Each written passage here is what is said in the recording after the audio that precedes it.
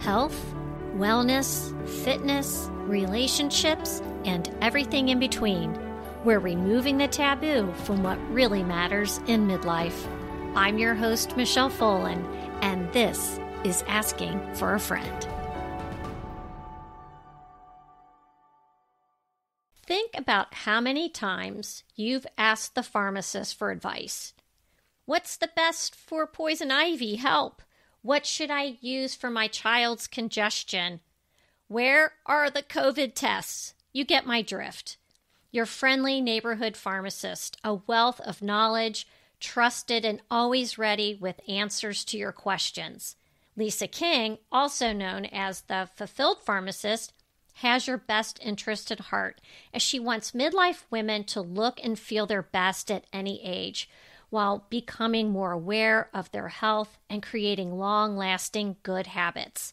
Lisa is also a best-selling author of the book Tiny Life Changes. Welcome to Asking for a Friend, Lisa King. Thank you. I'm so thrilled to be here today. So I've been following you for quite a while on Instagram. I love your posts. Thank you. And I thought, you know what? I've not had a pharmacist on the show. You've got an amazing presence.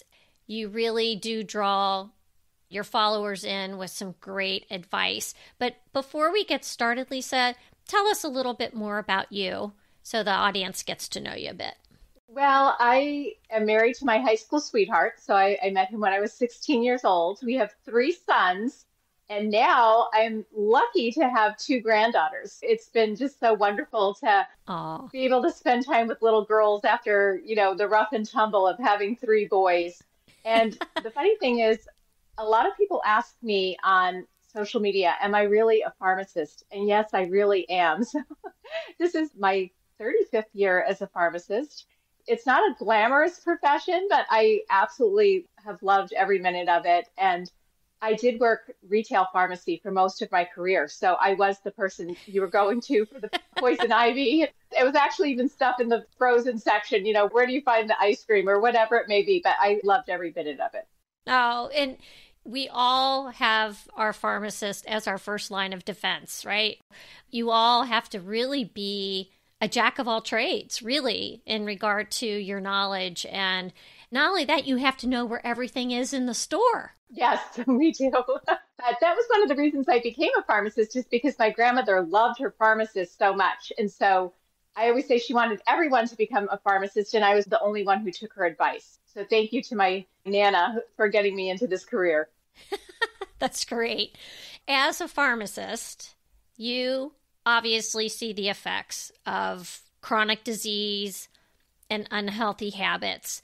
When did you branch out as a pharmacist and started the Fulfilled Pharmacist? That was about, I would say, 5 years ago that I really started taking it seriously. I started my Instagram page a little bit before that, and I really just wanted a way to share about health and wellness. I'm just very passionate about sharing health and wellness, whether I'm inside the pharmacy or out. And one of the reasons I came up with my name, the Fulfilled Pharmacist, was working in a retail pharmacy setting. I would see patients who at 50 would be very old. They would have a mindset of, I can't get past this disease state or whatever it may be. And then I would have these adorable 90-year-old women with their red lipstick on who were just still so vibrant and living life to the fullest. And I thought, that's how I want to be. And that's what I want to share with others, living not only a long life, but a long, happy, and vibrant, fulfilled life. And so that's where the Fulfilled Pharmacist got started. I was kind of giggling as I was preparing for this, because I can only imagine being a pharmacist. You're at a cocktail party or you're out to lunch with friends. How often do you get pulled into these conversations of, Lisa, what do you think about this? And what should I be taking for this? And my doctor said, whatever. How do you manage that? How do you create some balance or boundaries? Honestly, it's constantly in my personal life, but I enjoy it. I don't mind it at all. And it was so funny. My sister has actually said numerous times, she didn't really realize that people went to their pharmacist for advice, because she always had me that she would just call and say, how much do I take of this? But I get I wouldn't say daily, but at least weekly, even texts from friends like, how much should I take of this? Or I have allergies, what should I take? And it's very sweet. Even a lot of my followers who I'm more close with, they'll even send me little messages in my DMs like, what do you think of this vitamin? Take a look at these ingredients. What do you think of this? So I appreciate it. And I love sharing. So it's not a problem. Okay. I just wonder, sometimes you probably are like, okay, enough already. I just want to enjoy myself. No, it's fine. It's fine. It's all good. You brought up your sister. You two co-authored the book, Tiny Life Changes. How did all that come about?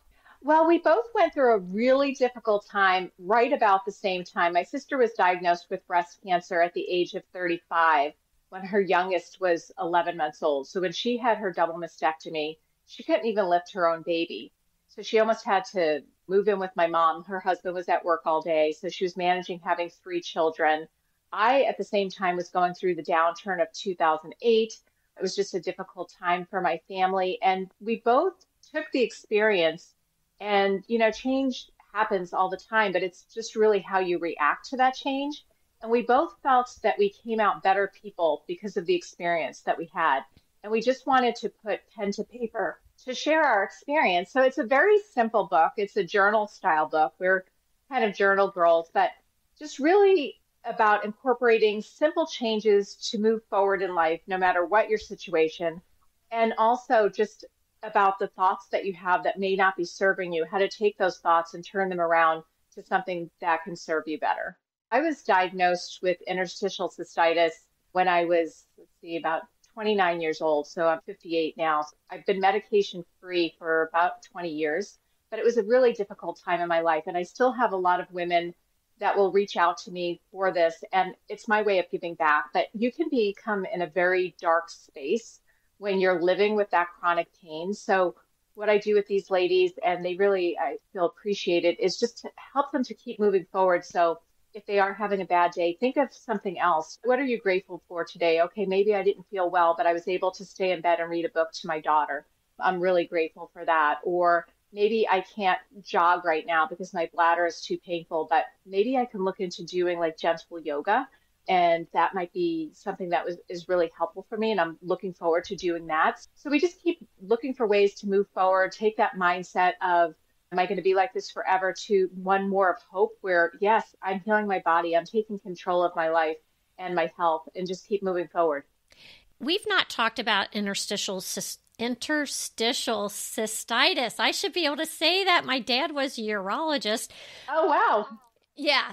But how does it typically present, and what is the usual treatment protocol for interstitial cystitis?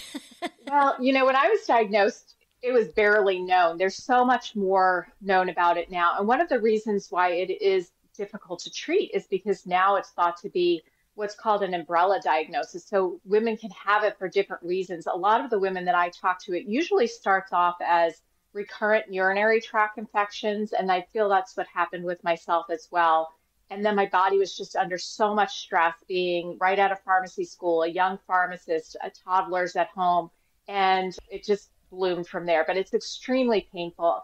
Some women may experience it because they have a really tight pelvic floor, and that just brings about the pain. So there's different treatment methods. Nowadays, a lot of women see a pelvic floor physical therapist. There are different medications that you can take. Diet is certainly key. There's something called the interstitial cystitis diet, and I share a lot about that on my website. But avoiding acidic foods, citrus, coffee, alcohol, chocolate, all the good stuff. But the diet is really what's so helpful in controlling symptoms, especially for me. And that's how I've controlled my symptoms for years now as well.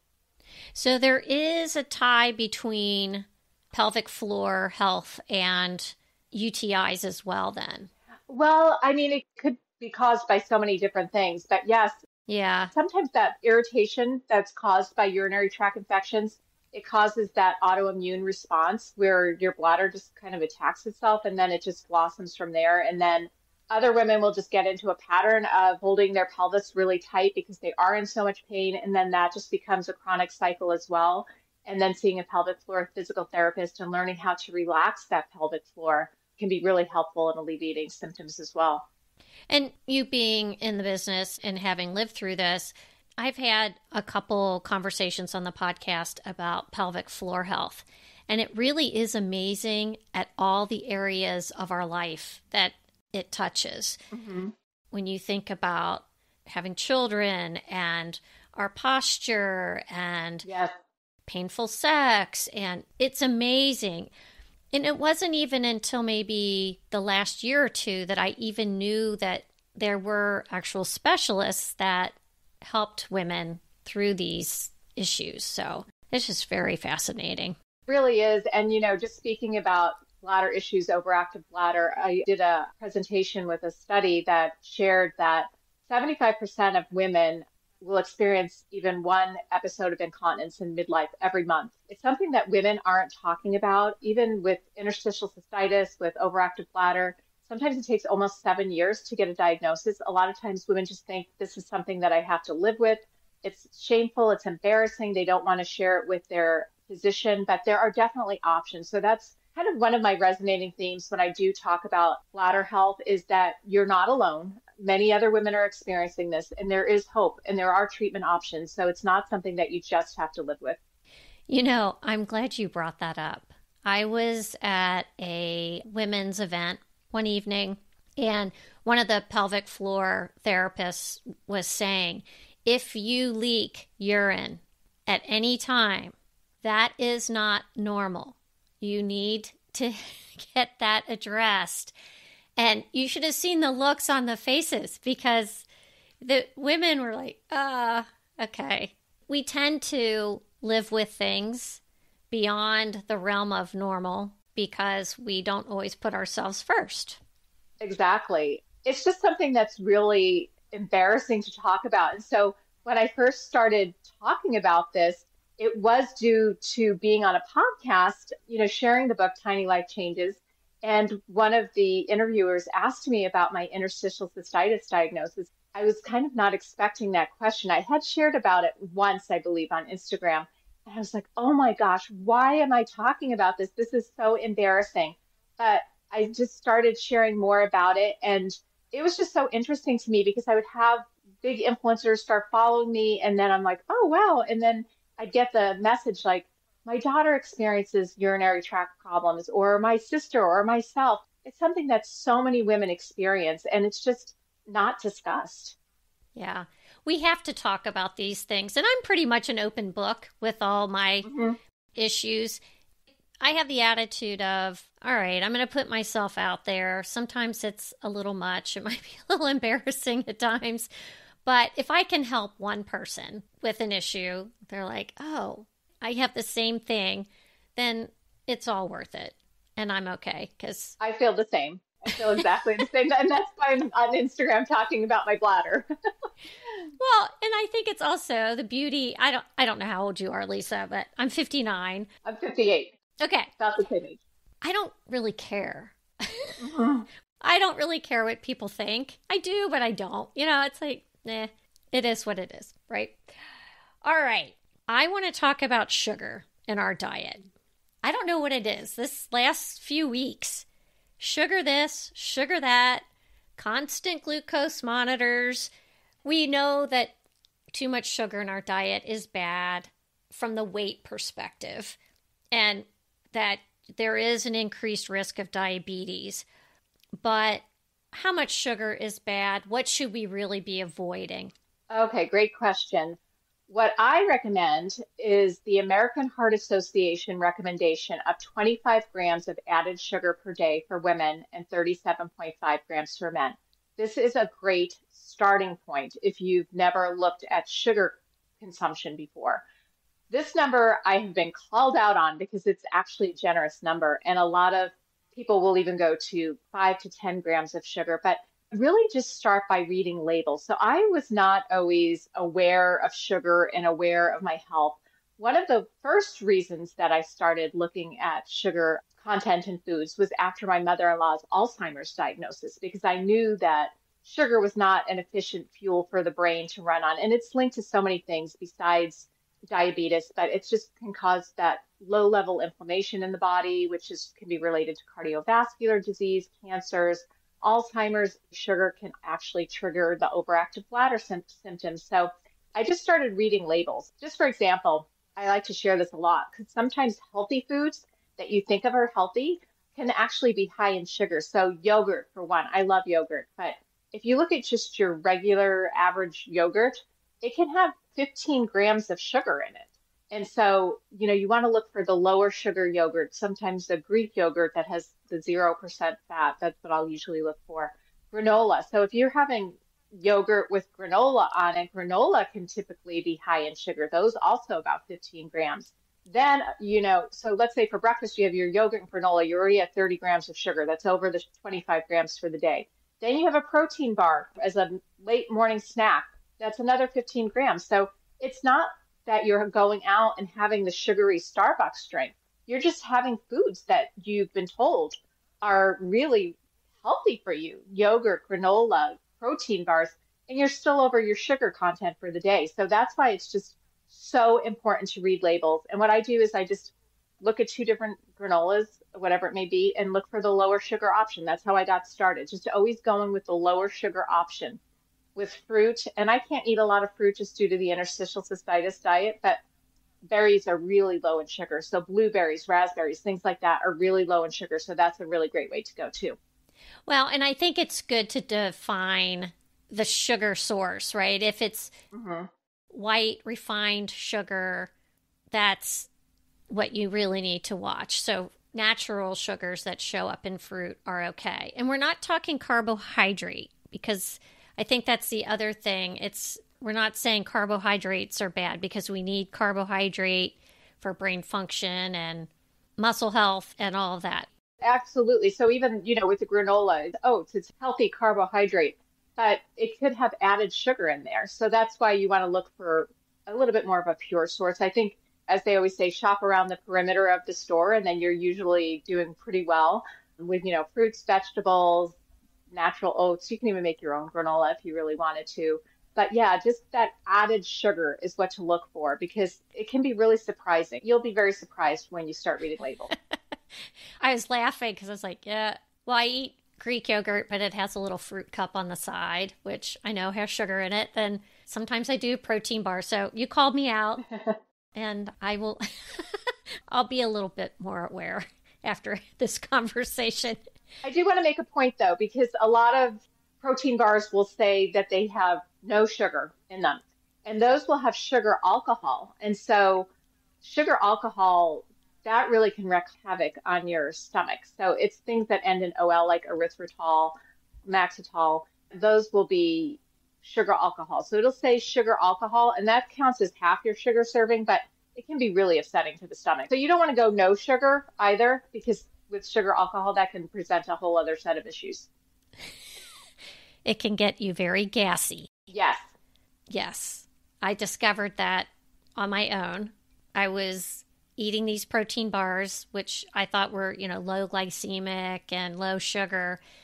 And, it was not pleasant. So I got rid of them. That's what's happened to me with different protein bars as well. Okay, it wasn't just me.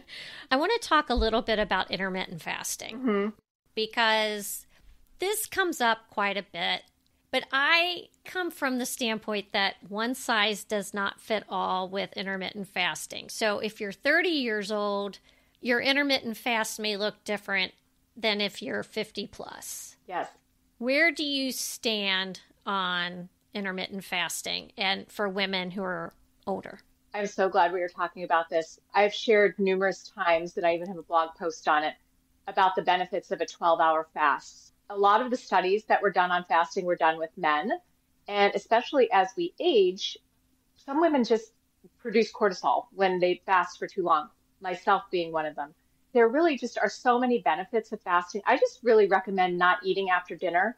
That's how I started. I used to be what I called a nighttime nibbler. So I would just be eating for no reason after dinner. Again, after my mother-in-law's Alzheimer's diagnosis, I was looking for ways to prevent Alzheimer's. So not eating at least 3 hours before going to bed really just gives your brain a chance to relax, to not be concentrating on digestion, to be able to have that cellular renewal and regeneration while you're sleeping, clear the amyloid protein that can prevent cognitive issues. So that's what I really recommend. And people will ask me a lot of times, like, if I skip lunch, is that considered fasting?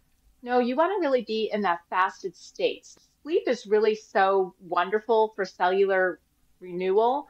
So you want to be fasting for a few hours before you go to bed.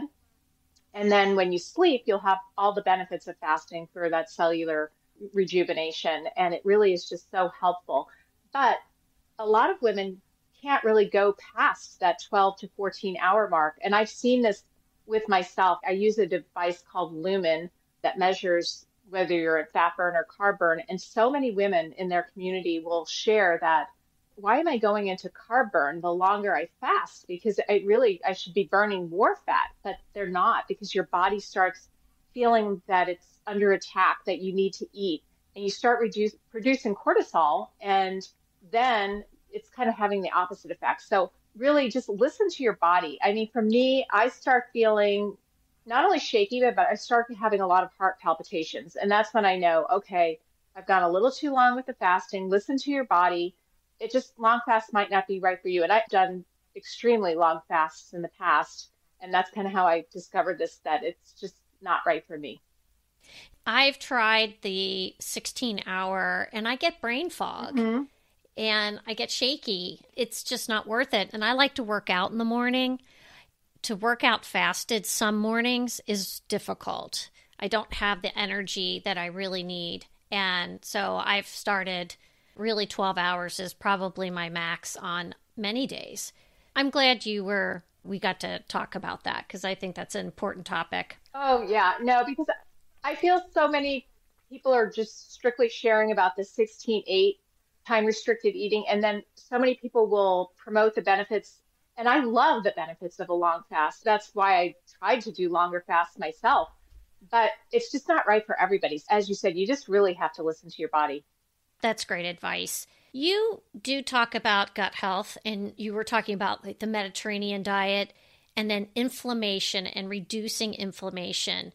If we're experiencing inflammation possibly from our diet, how does that typically present itself?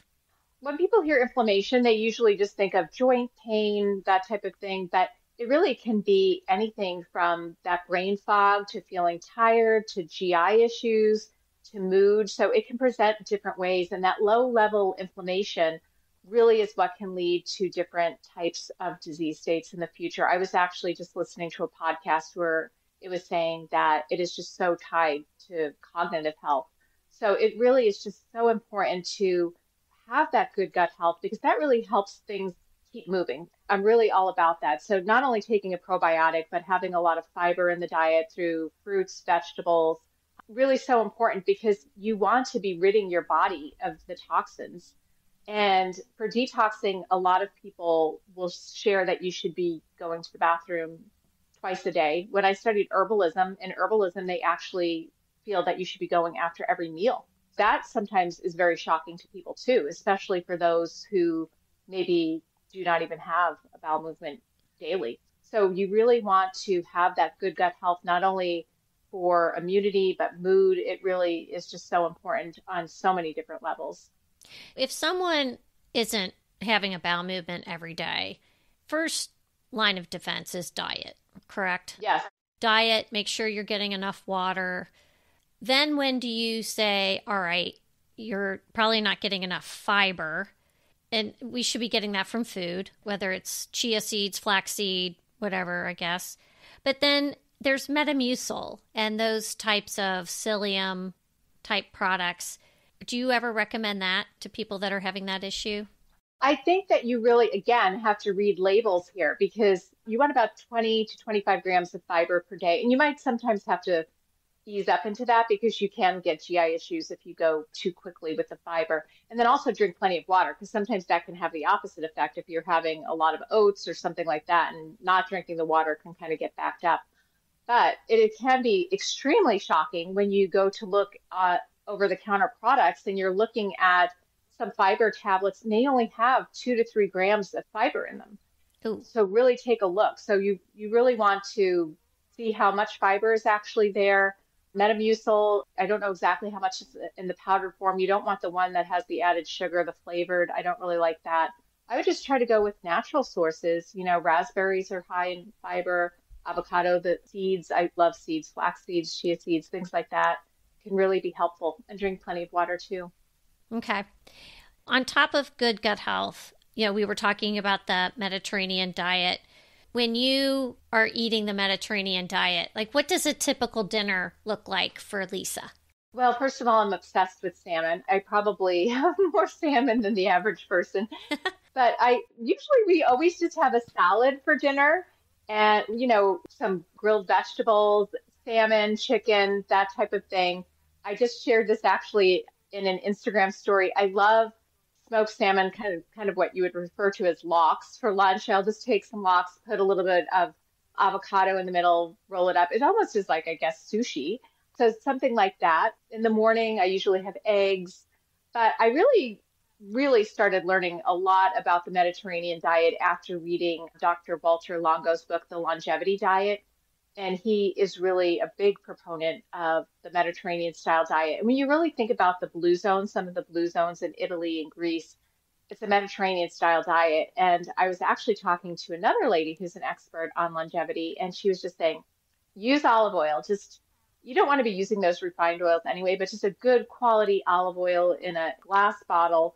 Saute your vegetables in it, use it to cook your eggs, whatever it may be. It's just really just so helpful for brain health. I think it's a fabulous way to eat. Easy too, I think. The blue zones.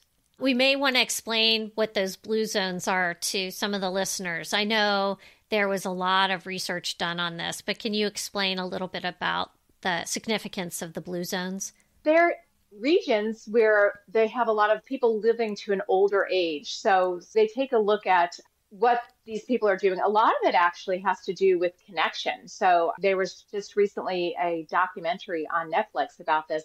And so much of it has to do with movement daily, just not even exercise, but they just garden and walk and do that type of thing. There's a lot of connection in their area. They're all eating that salmon, fish, fruits, vegetables, olive oil. So it's just a very healthy overall lifestyle, and different communities have this longer life. There's actually, I guess, Loma Linda, California also is a blue zone. Ah, I heard that. That is really interesting. Mm-hmm. Yes. And so it is possible. We can do that if we affect some good positive changes. It's not always easy. You had an opportunity to attend the Influencers of Midlife in Las Vegas, and I would love to hear about the gathering and what your takeaways were. Oh my goodness. I loved this event. I was actually one of the first people to sign up for it, but this has been just such a wonderful experience in midlife, being on social media, being able to share on podcasts like this. The connections that I've made are just really so invaluable. And I know for a lot of women, as they become empty nesters, as they go into midlife, their lives are changing. They're looking for something more. I was looking for that more too when I wrote the book with my sister. But this has been just such a wonderful opportunity that fills my day. I've connected with so many wonderful women. Of course, I picked up some fantastic tips there too about blogging and different ways to share my business, the Fulfilled Pharmacist. But really, it's that connection with women. I feel like I will be connected to those women for the rest of my life. It was just really a wonderful experience. I highly recommend anybody going. There's going to be probably one in another about a year and a half. I was just preparing for my podcast for next week, and the connection piece, the willingness of women to reach out and help each other, support each other, be each other's cheerleaders, I think is so phenomenal. When we get to this age, we really do want to foster and continue to make new friends. I love that. Yeah. So what an important event, and really cool that you got to rub elbows with some of your fellow influencers. That's really neat. One thing that I've started doing the last, 4 or 5 podcasts is I'm asking all my guests what one of their pillars of self-care is. What would you consider your one major pillar of self-care? Well, I don't know if this is the right answer, but I love sleep. I don't know if that's really a pillar of self-care, but I really just feel that in the past, I would feel guilty about sleeping or taking a nap, but I really just feel that sleep is so important for health, and it really just makes you feel refreshed and willing, and it gives you that new outlook on your day when you're not so tired and you're able to give back to everyone because you feel rested. So I'm all about sleep. That's my one important thing right there. Yeah, I don't know if we actually appreciate sleep until we don't have good sleep. Yes. And then we're like, oh, sleep's really, really important. I mean, we remember when our babies were little and sleep was a premium then. And then, it kind of gets a little better. And then we start going through perimenopause and menopause. And then the rug gets ripped out from under us again. I've actually shared with people that follow me on social media that I've gone probably, how many days now? 27 days now with no alcohol. Oh, good for you. Oh my God, Lisa, my sleep has improved. It's amazing. It's exponential how much more quality sleep I'm getting. Whether I stop drinking altogether in the future, I can't make that call yet, but I am very encouraged with the results so far. And just as a side note, I don't drink alcohol just due to my bladder issues. And so I feel that I honestly don't miss it. I guess I never really had it. But I mean, I feel that it really just, I think that you can find ways to still just enjoy company and enjoy a dinner without having the alcohol too. Yeah. And I found some non-alcoholic options too that good. I like pretty well. So I do want to ask, is there anything that you're working on? Anything new for the Fulfilled Pharmacist? Well, to be honest, I'm just blogging more. So I really have always have a YouTube channel, which I didn't really keep working on because that just took a lot of time. And I have my website, which I have some blog posts on. But after going to the Influencers of Midlife, I am really just committed to more blogging. So I'm always on social media. Instagram takes up a lot of my time, but I thought, okay, I need to just carve out more time for blogging because that is where I can really expand on what I'm saying on social media because my Instagram posts tend to be fairly long anyway. But just to kind of reach another audience, as I said before, I'm just super passionate about women looking and feeling their best at any age. So just anything to get my message out. So just more blogging. Well, and you kind of answered that where people can find you. And what I'll do is I'll put all your contact information in the show notes so people can have that. Fabulous. Yeah. And I would love to connect on social media. So if you are listening to this and hear me, say hello on Instagram. I would love to chat. Wonderful. Lisa, thank you so much for being here. Thank you. It was such a pleasure.